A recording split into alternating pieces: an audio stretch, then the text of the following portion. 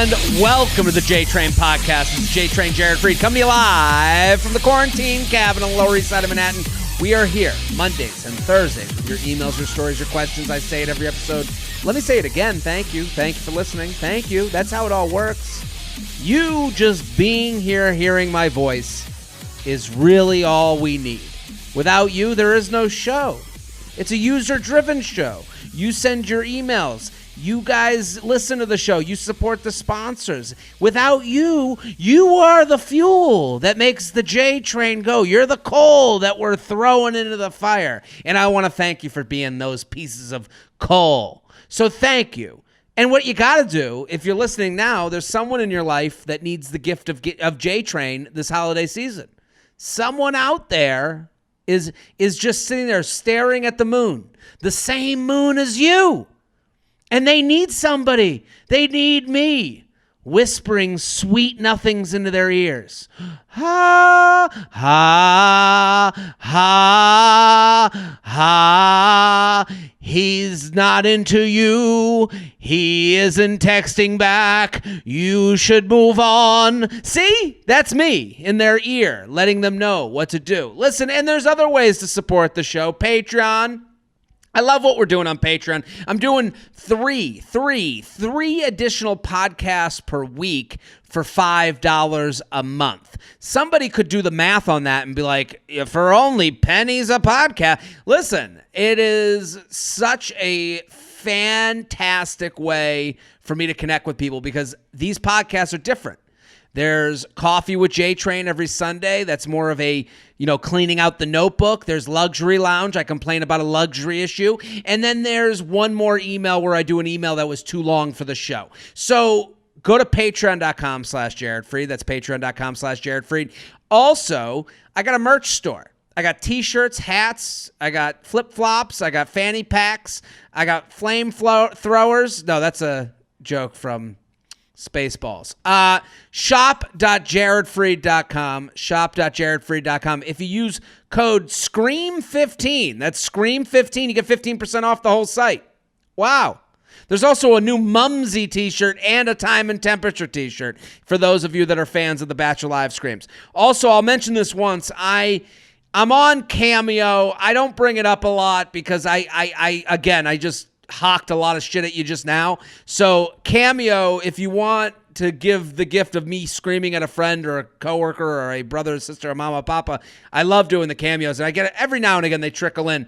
And they're not cheap. I made them expensive so that I didn't have to do them all day long. So DM me if you want to get into Cameo because there's a whole story where Apple gets a part of the money if you opt it. So I'm hard to find on Cameo, but I'm on there. So if you message me, I'll send you the link. This is all a long way, but there's a lot of ways this holiday season to give the gift of J-Train. And the first way is a free way. Make it your Instagram story.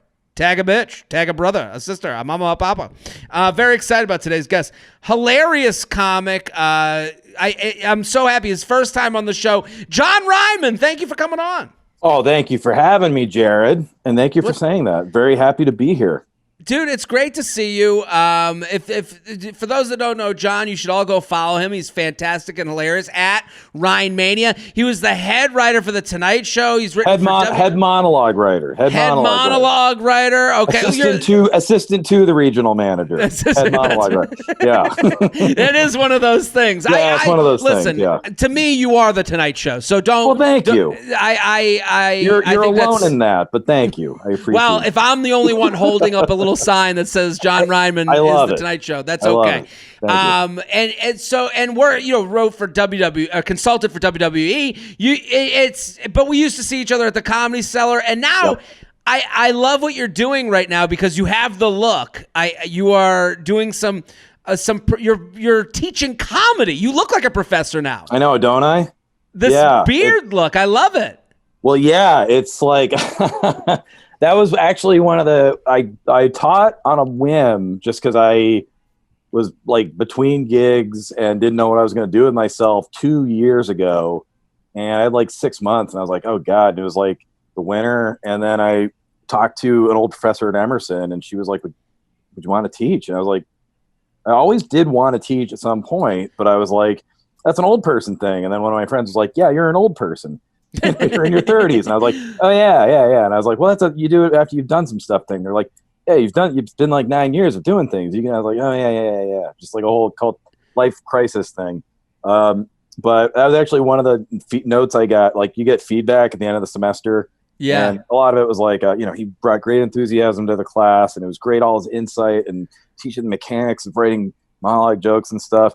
And then one of them said a nice thing, and that said, also, you should keep the beard.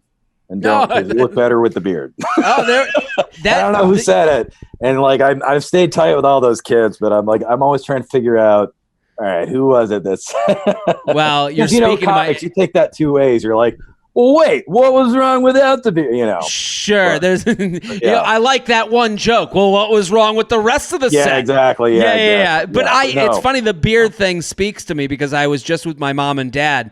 My mom hates a beard. My girlfriend loves a beard. And so it's this like weird thing of like trying to like, like, who am I pleasing here? My mom or my girlfriend? I kind of have to have a moment of like, I let it grow in a little bit too much for, to sway to one side, and then I shave it the minute I get there. It's this constant thing. But some people just see you with a beard, they go, that's a look that works for, Thank you. Yeah.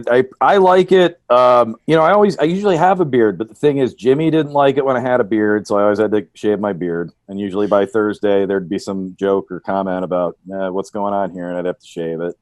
And then Vince absolutely hated beards. So you know the story about Vince? Like, he actually carries a razor with himself to shave his face. Like, sorry to interrupt for the listeners at home that aren't wrestling people, because I know there's a lot of people. Vince is Vince McMahon, the head of WWE, the creator of modern day sports entertainment. Some would say. Some would say. So you worked for him. He would say, but I agree. I did. I was with him for about 4 months. Yeah. Mm-hmm. And he would carry a razor with him. I didn't know about that. Well, I would hear a sound. I thought it was a pencil sharpener because he uses pencils still. Like, that's the great thing about Vince, is that you hear the jokes. Like, he hasn't changed since the early. Like, he's been the same guy doing the same office and suits since the early 80s. And he kind of is. He has a pencil. He doesn't even use it's just everything's written on a yellow notepad. I like that. And I thought, I love it too. And I thought that, and there was nothing better than if you could tell if he was buying what you were pitching, because he'd take the pencil out of the ear. There you go. Like, oh, there you go.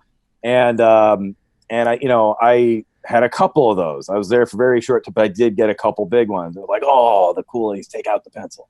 But I heard this, like, I'd always be like, oh, it's this pencil sharpener. And then after I left, I was talking to someone, like a friend, hey, how you doing? They're like, no, that was his razor. I was like, what do you mean it's his razor? I guess he shaves like 3 or 4 times a day. Really? And apparently whenever they ask him, like, why don't you just grow the beard? He's like, because I don't want to let it win. That was his response. That's what he tells people. He's like, I can't let it win, or whatever.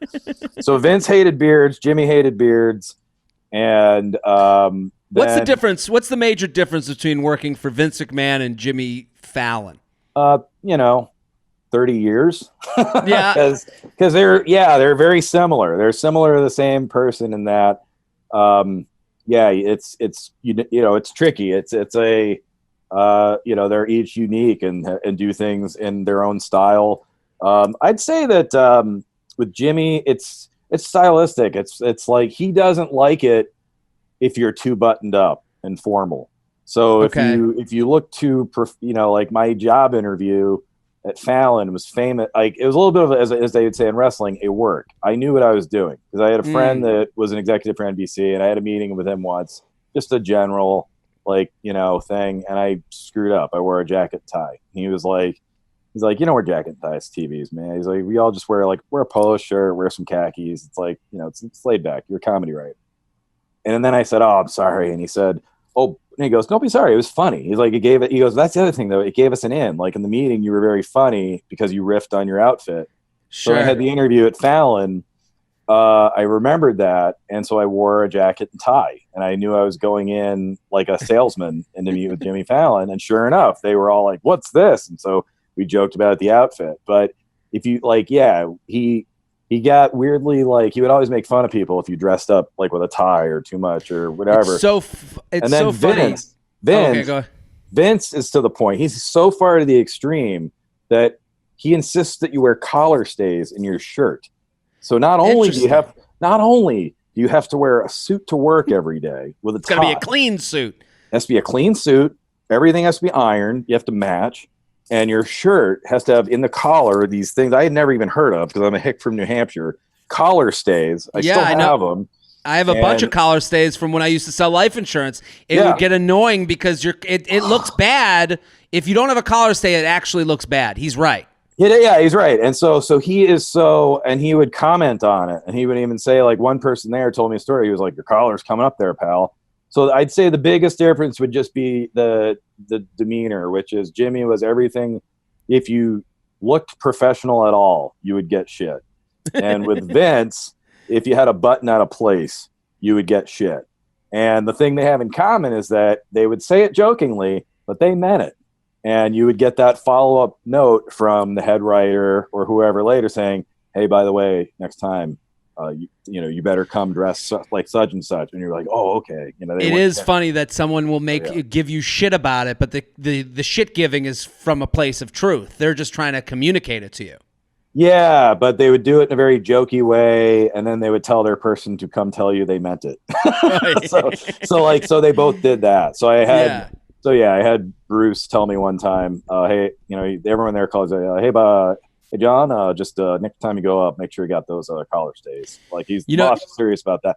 And then at Fallon, it was Miles popping in, being like, hey man, yeah, you don't need the tie, and we can come back to work. You don't need the tie. It's all Jimmy doesn't like that. So there was Miles and Bruce, who were basically the same guy at each job, what came to me after and were like, he was kidding, but also don't do it again. And the messenger bird. Okay, they were literally flying over. They did it the same way too. Like, it's all fun, but just don't do it again.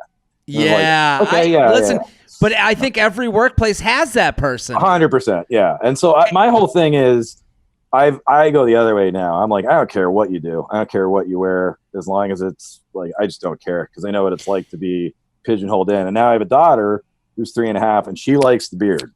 And so what I tell people now is I go, well, too bad, man, because if you want to sit down and talk to her about it, because we've had the argument. She did not like when I did not have the beard when I was doing stuff with Vince. And so from now on, I say, well, tell you what, I'll put you on a Zoom with my daughter and you guys work it out. And you're not going to win, but give it your best shot. So I have a question. Two things come to mind. I remember when I first started doing comedy, I would wear suits to meetings. Mm-hmm. And like if I had a meeting or something, or if I had some sort of anything, put on a suit. And I felt the tension with certain people where it was like, who do you think you are? Or, it just doesn't, it's interesting how that comes off to people. And I do see Vince McMahon as being not a Hollywood guy, of more of like a finance guy doing Hollywood stuff. His thing was, his short answer for it was, first of all, he owns a company, so he can do whatever he wants. Well, I don't know. He can't do whatever he wants, as we're finding out now because of all the, suspending Cameo and Twitch and that whole controversy with Andrew. Now Andrew Yang's fighting with him and all this stuff. But I'm not aware of this. So I'm sorry if we're getting down a bad road. No, it's fine. I'm just saying you can't do anything you want, it turns out, even if you're Vince. But it's just within the company at least. And his line was just, this is a place of doing business, so you should dress like you're here to do business. I appreciate that. If that's the overall rule. The other thing that comes to mind with that is a lot of former pro wrestlers work at WWE. Mm-hmm. It's got to be crazy to see like Macho Man Randy Savage in a suit. Like, was there anyone that you saw? Like, I don't think you're seeing Macho Man, but I'm saying, was there a wrestler that you would see that you'd be like, oh my God, it's Mick Foley and with his collar stays? Dude, I shared. I was in a writer's room with Jeff Jarrett, Double J, and he was there wearing JARRETT was in a suit. Jeff Jarrett, yeah, he and I sat next to each other for a month until they split the writing team. He and I sat next to each other, and I can't imagine that would look like some guy with a boat from Florida, coming in a suit. Like, Does he have long hair still? Was it weird? No, but he has the bleach blonde. He has the Attitude Era hair, so he has like the spiked up bleach blonde hair, and he's Double J.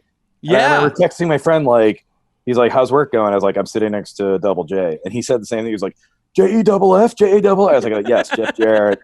And we would just, but we all had that same look of like, we don't want to be wearing suits. Like, we were all just like, and it was funny.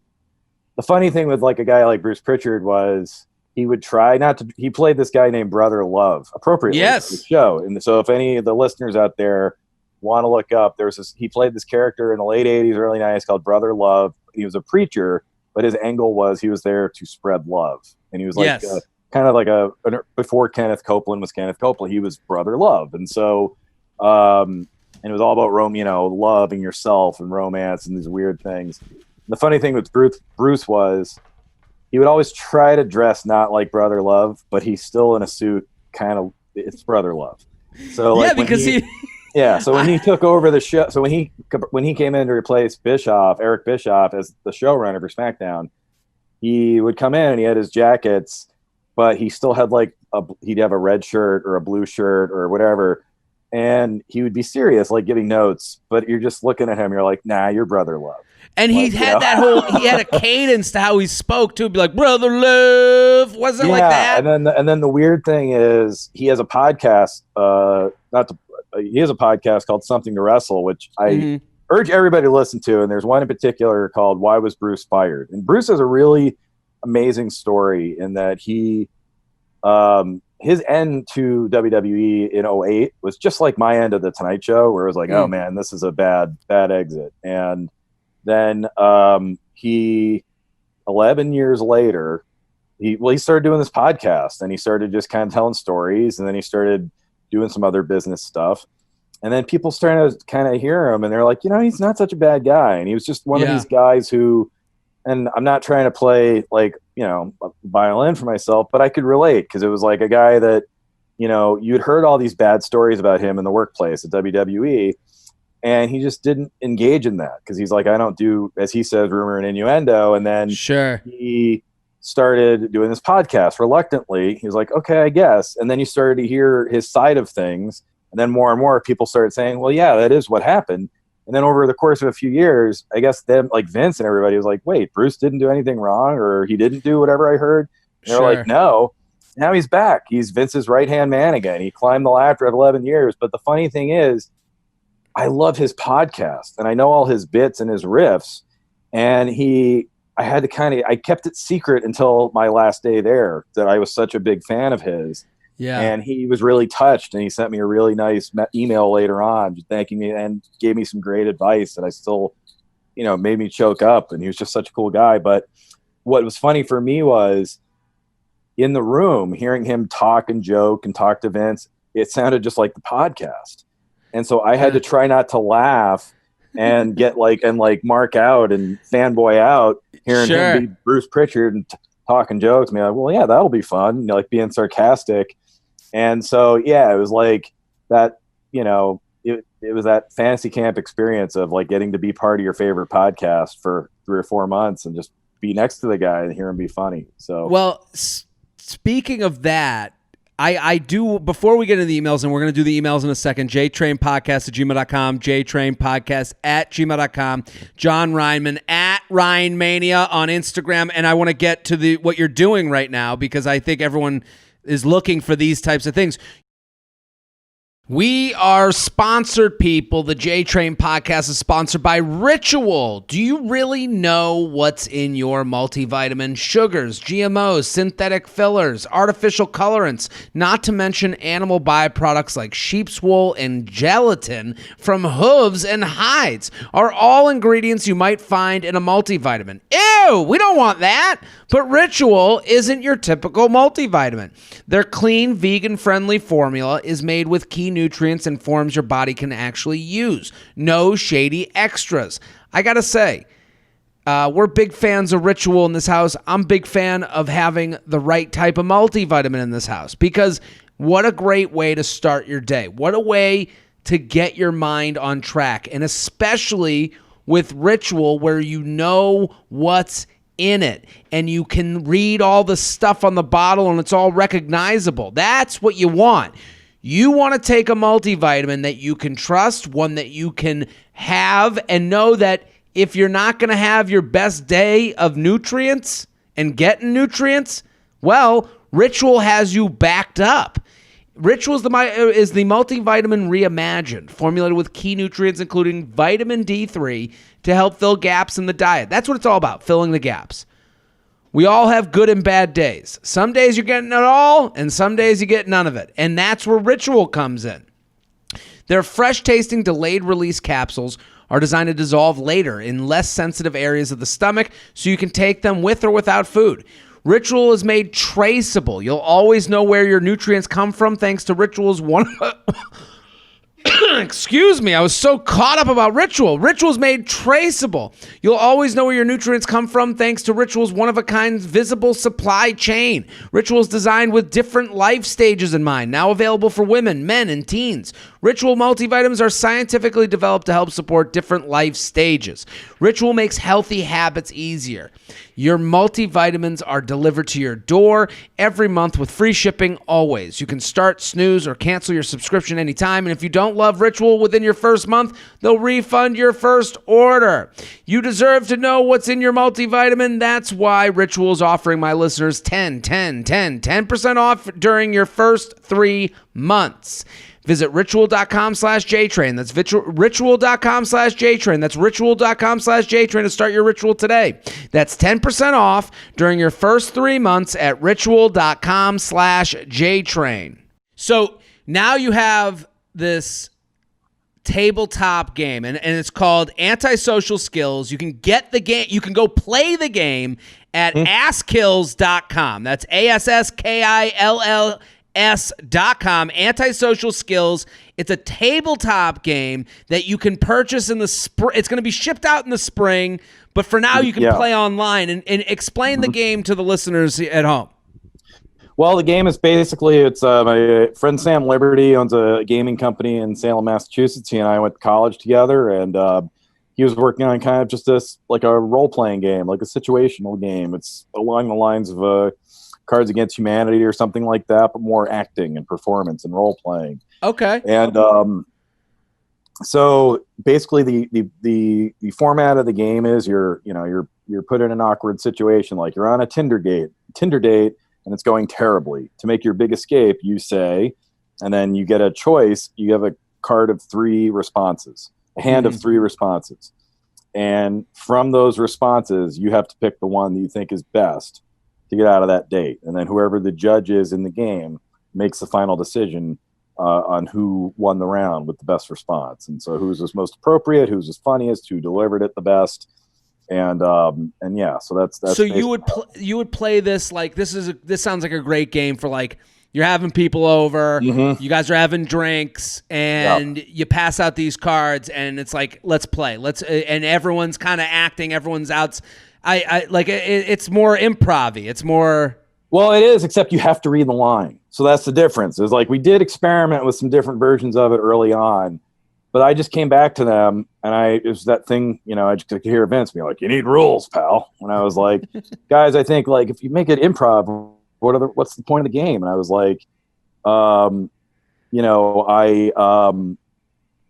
said we need to make sure that there's stakes here, and it's clear what you're trying to do. And I was like, you have to read the response. And so, in a way, it kind of challenges you, because if you're a comedian or anybody and you're trying to be funny, it's like, what if you have to deliver a line? And then it's all in your delivery, and you have to choose. It's like multiple. It's like a real life choose your own adventure game. It's like you have to choose the line you think gets you out of that situation better, or the line that you think would work better as a response. And you have, and sometimes you might get a shitty hand. You might look and be like, man, what are any of these? And it's like, okay, well then you better say it a certain way, or you better be sarcastic. It's like, can you act? Well, it kind of shows you, like, actors make decisions. Yes, and that's what it is. And it's like, it's the challenge of taking you out of your comfort zone, so that you have to, like I said, break out, and you can't just if it's, and you'll find like when the game starts, there's some people that are uptight and they're just kind of going through the motions. But then they start to notice everyone else is playing hard. They're like, well, man, I better pick this up because I don't want to be the, the Debbie Downer here. Sure. And so we have that, but then there's also challenges that come along. There's challenge cards. And so like there's different ways you can play it, but like if you play it online, you'll get a random challenge. So it might be like, say your response like Arnold Schwarzenegger, or say your response like you're ugly crying, or, like you need to go to the bathroom or something like that. And it just creates these ridiculous situations. And it's been a fun game to play, I think, because it's been a thing to do on Zoom and get together with people sort of digitally, but also just pretend like you're having situations again. Like at this time when you're in your house, it actually is kind of fun to be like, it used to be like, oh God, I'm on this terrible date. I wish it would end. Now you're like, man, I would kill to try to get just anything other than being around my house, For sure. So I think that's kind of why it's taken off. And it's just been this weird, unique challenge where you see people turn by like the second round. They're like, you see them starting to get serious, like, and really look at their responses and game it and strategize and be like, okay, how do I, like, what's the best thing? And it's just funny. And it's, it's like baseball. It's like that. Everyone's a home run, but the one that is, everyone remembers it and everyone laughs at it. So I want everyone to go to askkills.com, askkills.com. It's antisocial skills. It is, you can buy the game. You can play it online for free. Go get involved. This sounds like a great thing to do over Zoom. Great thing to do with a bunch of friends for a Zoom happy hour. Let's do some emails. You ready? Yeah, let's do it. jtrainpodcast@gmail.com, jtrainpodcast@gmail.com. 40-year-old breakup. Okay, I'm 34 years old and have never had great success with relationships, in part due to my own self-worth issues and picking men who did not treat me kindly. Now, in my mature age, I have really begun to build myself up and am better about the men I allow to come into my orbit. With that, I was actually set up with a friend of a friend in April, May, after COVID began. We immediately connected and things moved forward fast on account of the pandemic and the fact that I'm in my 30s and he is 40. From spring through summer, we were attached at the hip. We talked on the phone for hours, multiple times a week, texted all day, and because nothing was open, our dates consisted of walks, sitting in the park, staying at home. That allowed us to get to know each other well because we had no choice but to just talk. We both, him more than me, discussed marriage and kids. On multiple occasions, he mentioned that he felt something different with me. He felt scared, but also excited. I definitely agreed with him. Some background on him is that he had been with a woman for 10 years and they had been engaged. It ended in a pretty tough way and they broke up 2 years ago. I knew there was baggage, but it was hands down the fastest, but also best dating situation I've ever been had with a man. He asked me to be exclusive very early on, and we had the let's delete dating apps conversations.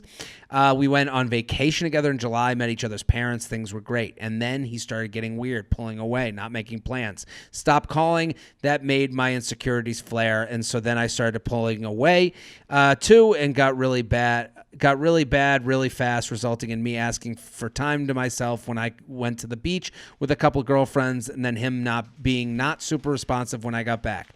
I told him I missed him and I wanted to text and talk, and he never responded. I was shocked. I didn't believe he was ghosting me. So this brings us all to current day. I finally decided I needed to pick myself back up and put myself back out there. Last week I downloaded Bumble one night, the next morning and the day before my birthdays, holidays, issues, am I right? And I get the following text from him. I miss you. Saw you on Bumble. We then had a text conversation in which I felt like I actually got some closure. I won't bore you with the whole conversation, but it ended with him saying, I just don't think I'm capable of giving you what you want and need right now.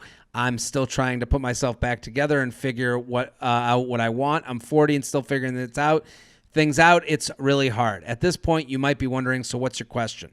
Two things. I do feel like I have closure and want to move on and meet another man, but one thing keeps nagging at me. If he's so confused and so incapable of doing anything, why is he capable of being on Bumble and meeting up with other women?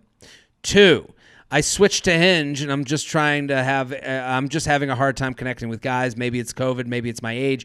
Do you have any advice towards words of encouragement, tips you can share about how to get reinvigorated about dating in your mid-30s in the middle of a global pandemic. Admittedly, I'm worried about time ticking away and being cooped up with my apartment. I'll take any advice and motivation I can get. Thanks for keeping us laughing. Hope to see you when you make it to D.C. So, John Reinman. Yes. What do you think of this situation? We'll start with number one. She says she has closure and wants to move on, but she keeps getting nagged at the idea of if he's so confused, so incapable of doing anything, why would he be on a dating app meeting other women? Well, if you have closure, what does it matter? I mean, if he's gone, if you're done with him, who cares, man? He's gone. But I mean, I think that, him saying that, I think he's being, hey, props to him for being honest.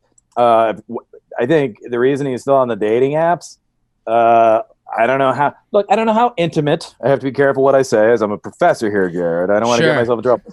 I don't know how intimate this young lady was with this gentleman, but perhaps that is the reason he is on the dating apps, and perhaps that is the only reason. And not saying that there's not other good qualities with her, but when she's down the road and meets somebody else, some other poor girl will be going through the same thing with him and wondering, why is this? Yeah, to compare them in a summer-long romance where marriage and kids that's a bit much for me. Well, even with that, to compare where they were to where he is now is not fair.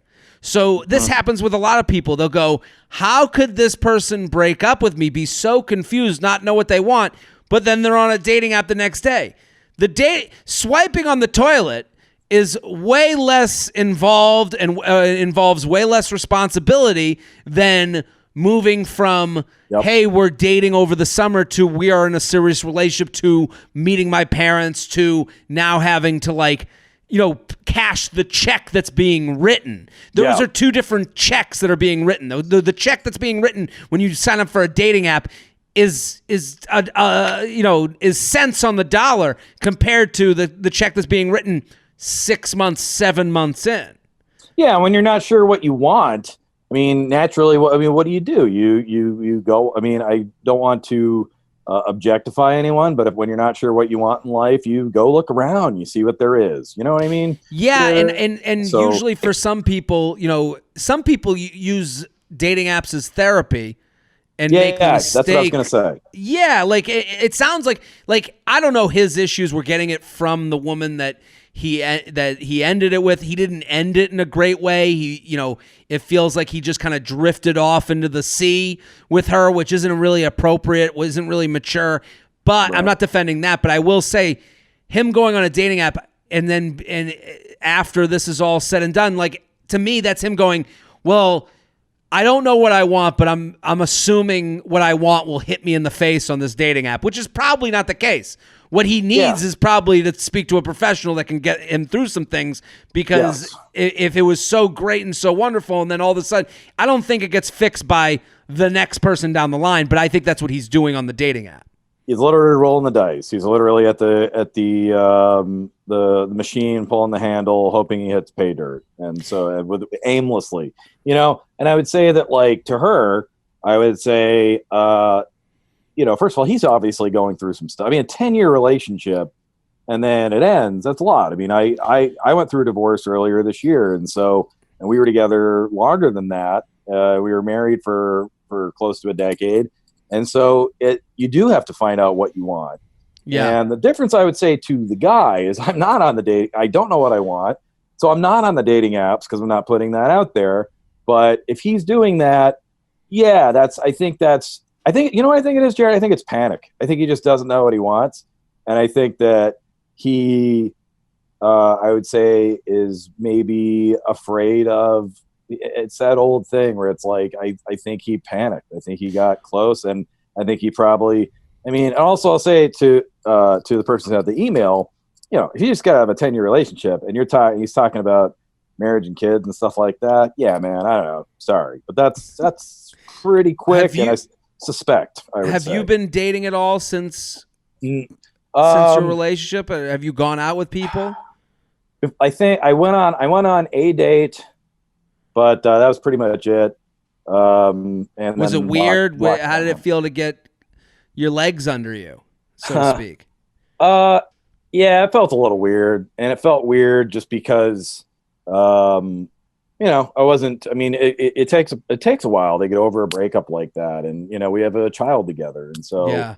a daughter who I don't think at the time really grasped what was happening. She's very Mm-hmm. young, which is good. She won't have to go through it, and so it just made it difficult to think about, like just the idea. I'm one of those people. I'm a guilty Catholic, so anything I do in life, I always feel like anyone could be watching me at any time. Mm-hmm. And so it just felt weird to be with someone that wasn't mommy to her. And the idea of, and I just seen her the day before, and I was like, it was just a lot. And so, but then since then, especially with playing this game, we've met a ton of people, and there's all these things, but like, I always have to remind her, I'm like, yeah, I don't want to get COVID though. There's a lockdown. So it's like, you're very nice. I'd love to hang out when there's a vaccine, but, and yeah, don't get me wrong. There's really not a worse time to go through a divorce than in the middle of the worst pandemic hopefully of our lifetime. But yeah, I mean, at the end of the day, I say to myself, I'm busy with stuff, and I'm not ready yet anyway. And I also don't want to get COVID. And hopefully by the time there's a vaccine, I'll be ready to get back out there. Well, she did ask for words of encouragement and tips about, getting reinvigorated about dating.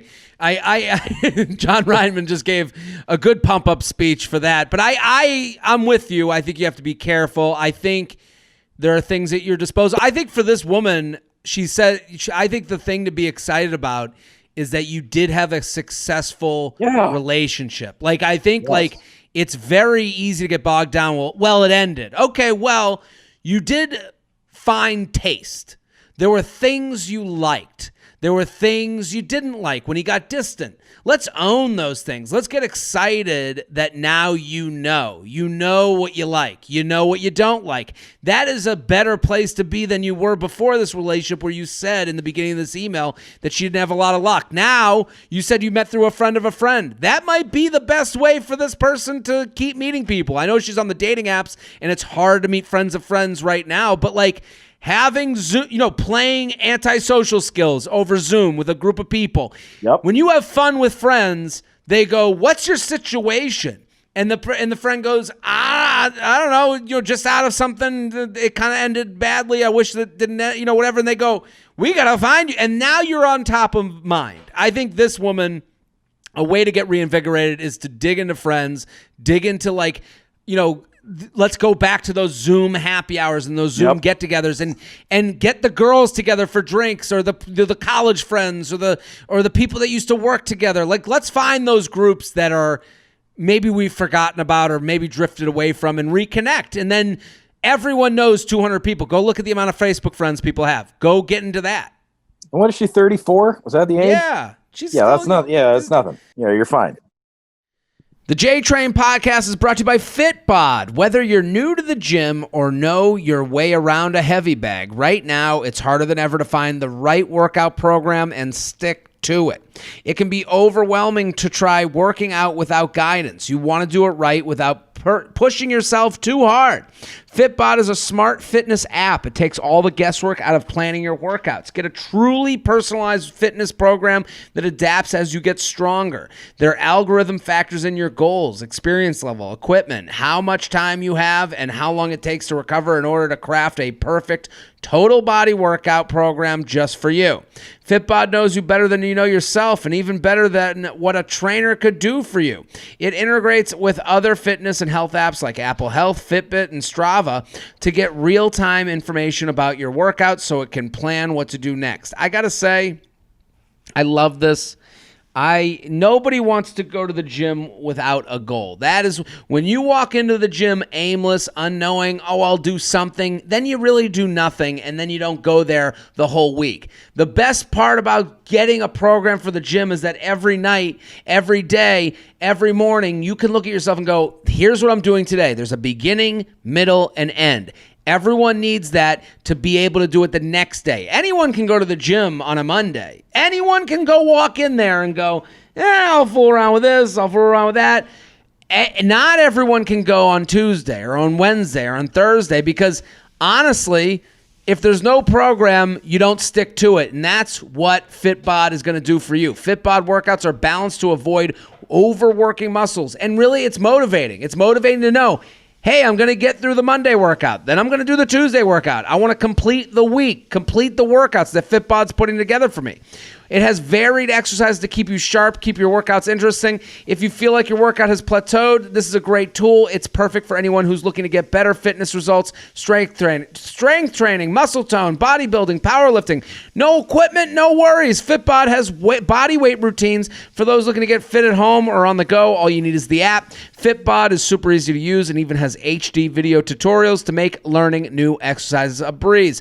Personalized training can be tough on the budget, but FitBod is only $9.99 a month or $59.99 a year. Plus, you can try 1 month of workouts absolutely free. Get a personalized fitness plan that helps you work out smarter at fitbod.me/JTrain.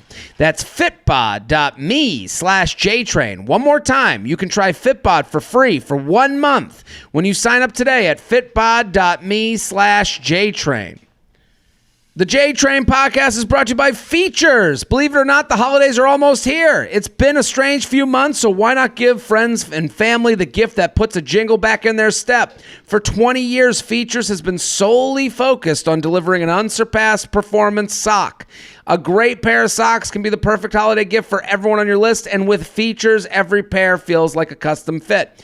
I'm a huge fan of Features, and I'm a huge fan of Features as a gift. It's funny that the gifts that got made fun of the most are probably the best ones you can give because they're useful. People will be like, oh, did you get Dad a new tie? Oh, what'd you get in your stocking? Socks. Yeah, I need socks. And these are high-end performance socks. These are the best ones I've ever put on my feet. And right now, there's someone in your family, there's someone in your life that's wearing old, worn-out socks, and their day is just not as good as it could be. That's the reality. The basics in life are what get you out of bed and make you walk a little bit taller, a little bit straighter. So that's why you need Features. So get involved with them.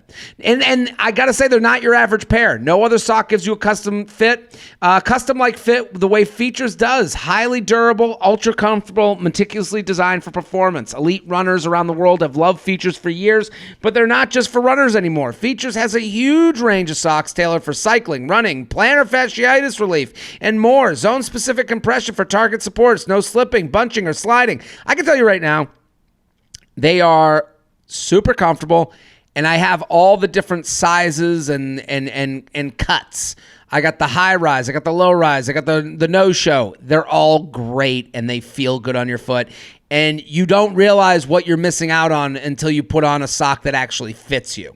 They have a lifetime guarantee. If you're unsatisfied at any point, get a replacement pair, no questions asked. Features has tons of styles to choose from no-show to knee highs. Yeah, I love the ankle socks for high top shoes. If you're out there with high top shoes or you like getting new ones or kind of rotating your shoes, sometimes you get blisters in the back. These high socks are a godsend. So, and they're a family-owned business, which is great.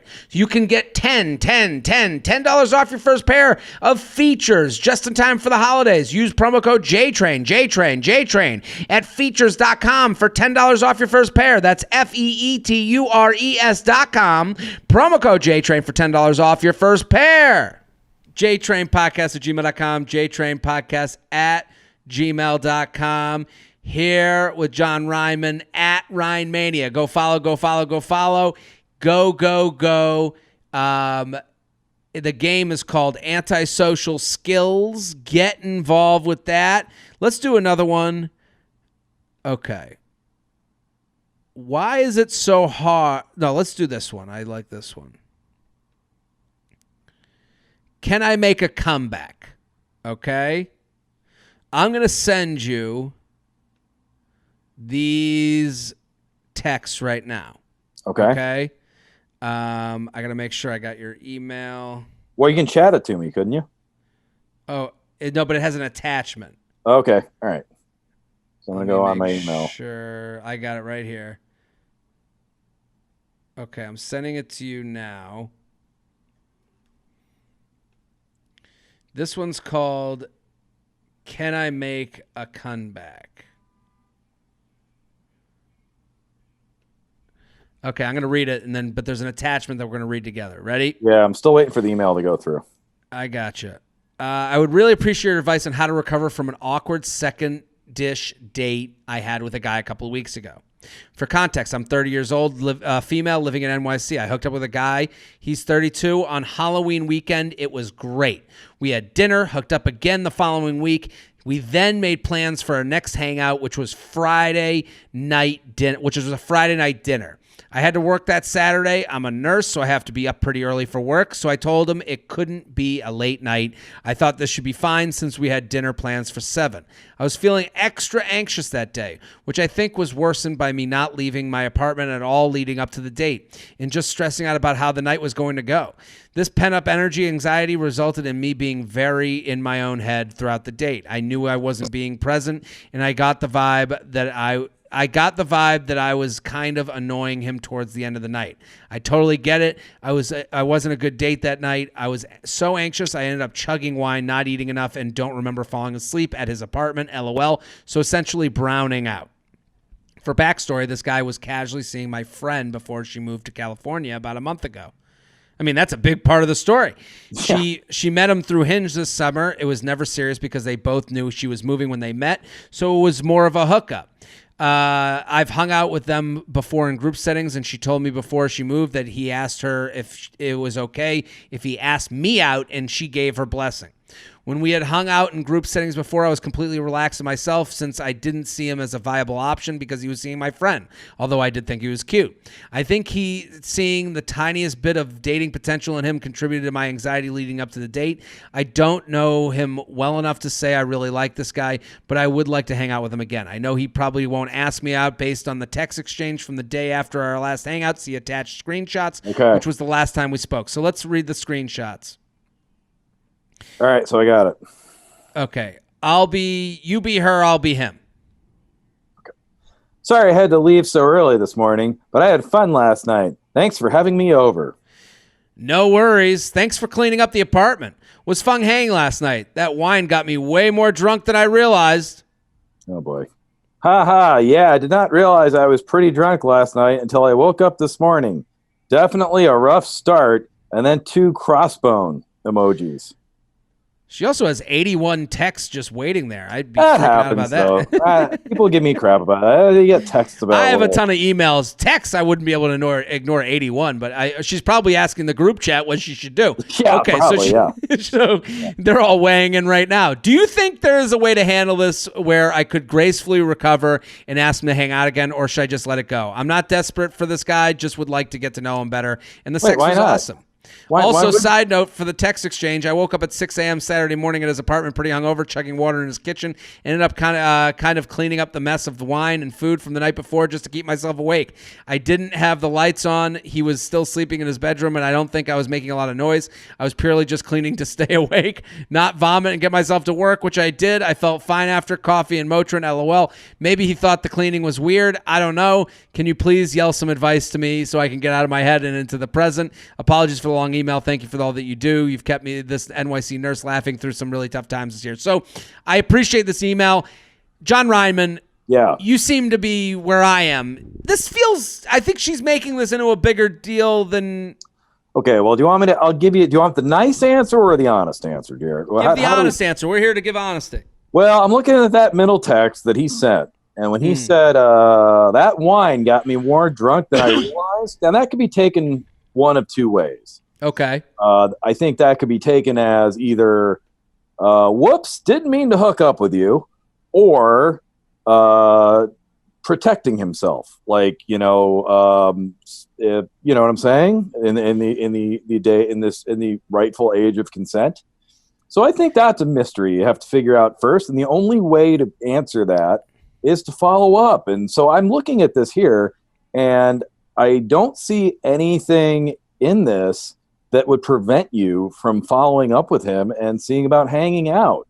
And I don't know if you agree, Jared, but I don't see anything here that's particularly I would maybe not text a skull and crossbones to someone in a flirty text. That might be my one. I mean, unless you're a pirate and he's a pirate, but I would say that other than that, Yeah, why not text him back? It's a lockdown, man. We're all looking I don't think anyone feels comfortable to go kind of backwards to like him protecting himself. I don't think she seems pretty positive about what happened that night, and she seems cool. And he just didn't write back after that. He just never wrote back. I guess not, but I think on the terms of like whenever there's a lot of alcohol involved, and she writes that she browned out, and I'm sure, and he's writing that he had a lot of wine. I'm sure what happens is we get in our own head and we go, we're all the star of our own movie. So when you get that drunk, you go, oh my God, what did I do? Yep. I'm sure there's a piece of him that's going, oh my God, she left so early and cleaned the apartment. Oh my God, what did I do? So I'm sure, when you point the finger, there's three pointing back at you. Let's all sit in the land and a thumb pointing up at God. Don't forget. That's right. So I think when, as anxious as she is about, oh my God, how did I come off? I am sure he is feeling similar amounts of anxiety, or some on the, like a percentage of hers, let's say at the very least. So I think right now when she says I was anxious leading into the night, when you review a night, you go, you have the whole backstory and the whole post-credit scene. He only has that piece of the night. So it feels like she's being very hard on herself. Oh yeah, there's no reason to be. And it's like and I can understand that when you're having a bad day and then you get anxious about a date and then you go on the date and you go, did this go okay? I chugged wine, I browned out, I woke up, I turned into the cleaning woman, and then I left out of nowhere, and then I don't get a text back. She's saying this whole 24-hour period, he saw it, but he only saw the 6 hours or 7 hours you guys were together. I would say the only thing is, I think there's a time, even though it's a second date, it's okay to be vulnerable with someone. It's okay to say, hey, last night, I have to let you know, I felt really anxious leading into the date. I don't know what it was. She doesn't have to get into the friend hooking up. And I think part of the anxiety, that's a different question, might be that she's saying, well, they didn't work out because she was moving away. No. They didn't work out because they didn't want to work out. Yeah. She has to stop doing that because she wrote a very specific line in her email where she says, for backstory, it was never serious because they both knew she was moving when they met. That's not why they didn't get serious. They didn't get serious because they weren't the match. He wanted to date you. So I think you have to own that he wants to be on these dates with you before you get, and that has to be a part of the anxiety leading in, because you're going, oh, does he really want to be there with me? I don't know. I'm the second person. But maybe you weren't the second person. Maybe this is and you say in your email, I want to get to know him. So I think you have to own that you both want to get to know each other. Then you have to be a little bit vulnerable and go, hey, I was a little off last night. I think when she, in her text, the mistake she makes is to just glaze over. Sorry I had to leave early this morning, but I had fun last night. Thanks for having me over. Like, I think because right now the text he sent was very nice. No worries. Thanks for cleaning up the apartment. It was fun hanging out last night. The wine got me way more drunk than I realized. Like, that is him being like, I'm there with you. I was just as drunk. I'm feeling a little anxious today too.